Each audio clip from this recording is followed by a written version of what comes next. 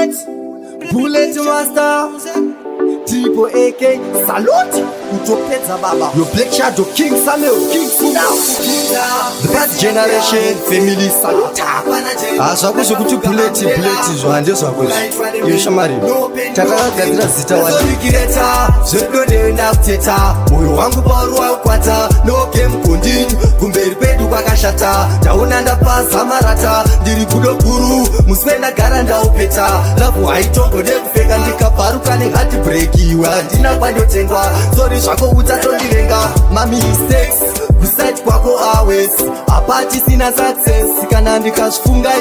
in time ndofane stress ndiri bhodhoro mukreti kuonda kwangu ndiwe iwe mhepo yonipeperetsa beta tigare taregedza wakandibvisa mavhiri nhasi wonipeperetsa moyo wauchekeresa ndazorigireta zvedo neenda kuteta moyo wangu pauruwa kukwata no game kundini kumberi pedu kwakashata ndaona ndapaza marata ndiri kudo guru muswe ndagara ndaupeta lavu haitombode kupfeka ndikabvaruka nehati brekiwa handina kwandotengwa sori zvako utatondirenga kungokubvunza fesi yako yaromteni apa hapana jeni ndakafuga ambulela but ndikulaitwa nemeni no peni no gain uchingondisimbisa kuti mumwe wangu zvatopera wodzokera kunochera ndikuchovha bhasikoro but handina kukera moyo wangu ndo ukupera ndazorigireta zvedo neenda kuteta moyo wangu pauruwa kukwata no game kundini kumberi pedu kwakashata ndaona ndapaza marata ndiri kudo guru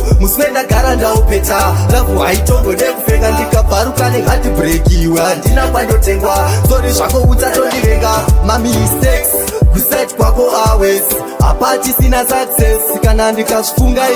in time ndofane stress ndiri bhodhoro mukreti kuonda kwangu ndiwe iwe mhepo yonipeperetsa beta tigare taregedza wakandibvisa mavhiri nhasi wonipeperetsa moyo wauchekeresa ndazorigireta zvedo neenda kuteta moyo wangu pauruwa kukwata no game kundini kumberi pedu kwakashata ndaona ndapaza marata ndiri kudo guru muswe ndagara ndaupeta lavu haitombode kupfeka ndikabvaruka nehati brekiwa handina kwandotengwa sori zvako utatondirenga kungokubvunza fesi yako yaromteni apa hapana jeni ndakafuga ambulela but ndikulaitwa nemeni no peni no gain uchingondisimbisa kuti mumwe wangu zvatopera wodzokera kunochera ndikuchovha bhasikoro but handina kukera moyo wangu ndo ukupera